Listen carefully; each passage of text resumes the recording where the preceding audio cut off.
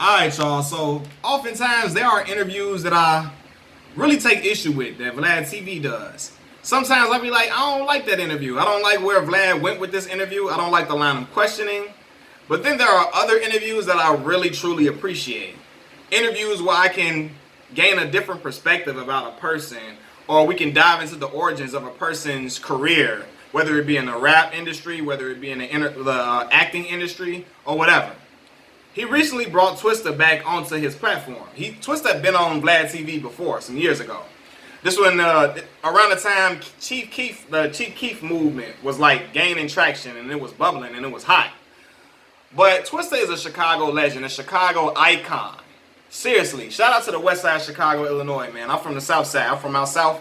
But Chicago, I'm Chicago to the core, to the bone. I don't care if it's west side, south side, east side, north side. I'm Chicago, Illinois to the core. Twista, man, he was breaking down how that Po Pimp record came together with B-Lo and AK of Do or Die. Like, when I tell y'all, I'm 26, but I'm young. I'm very young. But I remember my mama driving me and my sister to Rainbow Beach. My godbrothers in the car with us, my godmother, driving us to the beach. And Po Pimp coming on the radio, especially in the summertime. Anybody in Chicago can tell you, ain't nothing like summertime shot. It's summertime right now. Feel lovely outside. Like, I really want to go to the lakefront and enjoy my time. But when my mama would be driving down Lakeshore Drive and all that, and when that Po Pimp came on, fire. And Twista got one of the most immaculate verses I ever heard in my life in hip-hop. One of my favorite verses of all time. His verse on Po Pimp, he floated on that joint, through and through. Floated on it. Then they followed it up with Still Po Pimpin', where they all was just getting off, killing it. And then they had my man Johnny P. Shout out, rest in peace to Johnny P too. Rest in peace to a Chicago icon, another Chicago legend, with that soulful voice and that Chi-Town flavor coming through your speakers. Johnny P was dope. And he was providing dope hooks for Do or Die, Twista all the time. Steady. Like, then they followed it up with Do You. Do You. Like, come on, man. That's some Chicago, classic Chicago hip hop. Classic Chicago hip hop. And Chicago's hip hop scene, like, it's really, really underrated. Very underrated because for a while, around the time when New York was thriving in the 80s and all of that, Chicago really didn't have a hip hop scene. Then you had Common, Crucial Conflict, smoking on hey in the middle of the barn. They be playing that at HBCUs. The band be getting off to that Chicago joint. Like, a lot of people don't even know Crucial Conflict from Chicago. Seriously, they think they from down south somewhere. But to this day, the HBCU bands, historically black colleges, them bands still be playing that hey all the time. Then they followed it up with that In the Circle. I don't care. That's how we do it in the Chi on the west side, and we always keep it pimpin', man. It ain't no lie. Like, come on, man, for real. Like, that's classic Chicago hip hop, man. And then you had Common, my man Common Sense, man. Common Sense had the Resurrection album that had I Used to Love Her on that joint. Then he followed it up with the One Day It'll All Make Sense. Then he had Like Water for Chocolate after that, man. So you had Common, Crucial Conflict. You had Twista, all bubbling at the same time. And I remember my uncles would be bumping Adrenaline Rush. What's my other joint, man? Feel So Good. Feel So Good. Like, Twista was floating. Twista was cold, for real. Storytelling.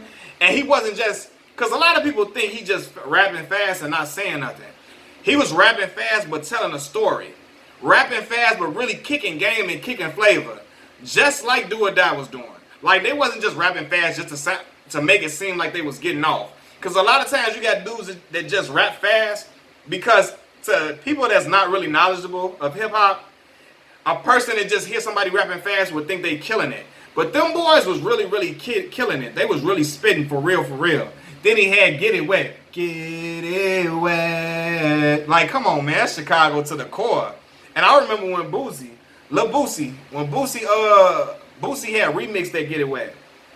That was cold. But yeah, man, that Chicago hip hop scene, it was dope, man. It was dope. That's why I was so happy when Twista got on when Kanye came and put Twista on to national media, like national, he got national attention with that Kamikaze album, with Slow Jams, with Overnight Celebrity, with So Sexy.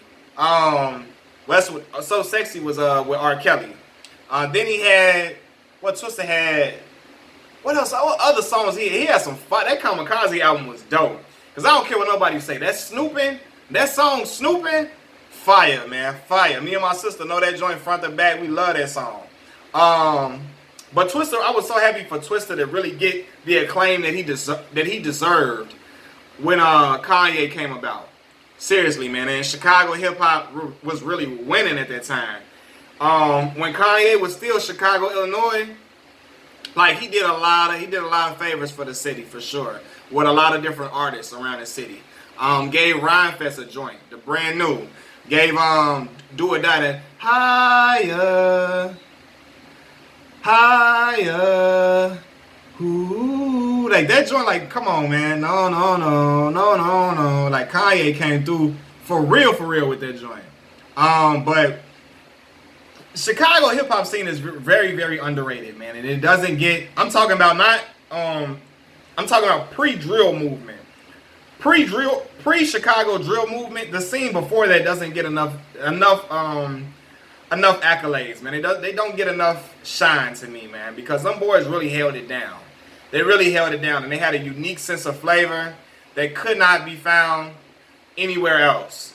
Bone Thugs was from Ohio, and they was spitting fast for sure. But Twista and Do or Die, man, they sound was just unique. Johnny P singing on them hooks for them, Crucial Conflict, like that was a unique sound, and they was really doing their thing, man. I remember my mama riding through to Rainbow Beach, riding through Washington Park, because at the time we was living near Washington Park area, and she would be riding through Washington Park and all of that, and be playing them joints. Oh, and it was on the radio getting heavy rotation on 92.3 and 107.5 GCI. But them songs, man, was just dope, man. And my man's Common, and Common became a household name too. Around the same time Kanye was bubbling, even though before then everybody was up on Kanye at that time. Before then. But cause then I remember he had the what album? I'm trying to think. What was that? I'm trying to really think. I'm looking too. Electric Circus had the Come Close song where the girl was deaf, I believe. She was deaf. And he had the cars outside of her window and all of that. Then Common came with B in 2005. B was dope. That was Go. Go was on there, Testify, The Corner. These are the stories told by Stoney and Cottage Grove. Shout out to Stoney out of Cottage Grove, man, Southside Chicago, Illinois. To be specific, really, Stoney is what we call East Side, even though it's really not technically an East Side of Chicago, but the East Side is close to the lake, southeast, by the lake, by Lake Michigan, man. What else they had? Then he had Finding Forever in 07. What was on Finding Forever? The People. That song, The People, was on there. So that was dope. But yeah, man. Seriously, Chicago hip hop scene has always really been underrated. And then Keith came and put a magnifying glass. Keith, Dirk, Reese, King Louis, they all came and put a magnifying glass on the drill movement in Chicago. But before that, there was unique storytelling going on in the rap scene in Chicago, Illinois, man. Kanye came and had The College Dropout, had Late Registration after that.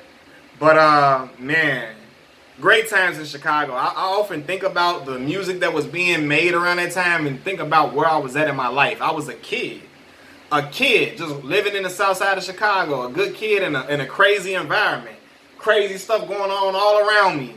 But I was living my life and I was enjoying it, playing basketball with my friends, playing video games with my friends, going bowling, going to the skating rinks, getting juked on and all that type of stuff. That was just like, I don't know, it was my really coming of age during that time when this music was bubbling. 97 and stuff, I was a young boy. I wasn't really coming of age. I was just a kid messing around, and just enjoying life as a kid should. But Do or Die, Twista, Crucial Conflict, man, they always got a special place in my heart because they Chicago's finest to the core. So I really appreciate Vlad bringing Twista on there, and I know the interview segments are slowly being released. I know as he gets to talk more and more about Chicago hip hop scene, it's gonna get even deeper. It's gonna get even deeper and deeper, man.